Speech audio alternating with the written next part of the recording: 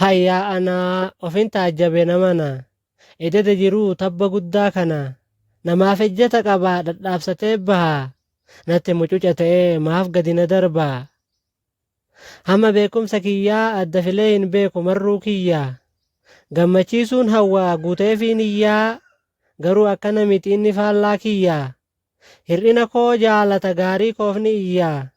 Takkaa lamaa miti kuni irraa hin baratu garaan kiyyaa. Bofa mudhiitti marata kunis jireenya jedha ciniinamus yoom dubbata. Waraansa qoree hunduma rakkoo danda'ee. Bubbee fiixee birbirsaa yaasi'ii lafti garaa keessa. Yaa garaa koo maaf sammuu gaafatte gaafii hammana jabeessaa. Jannaan naan jette dhiisi yoo jiruun jiraatte ani sammuun siifan deebisaa. Bubbullee jirra yeroon deemee guyyaan ji'aan waggaan qaaree. Hunduu socho'ee sirna uumaan bifa jijjiiree. Inni kalee furdaa har'a qal'aa. Manni duraan qorsoo darbee fi har'a foon qalaa.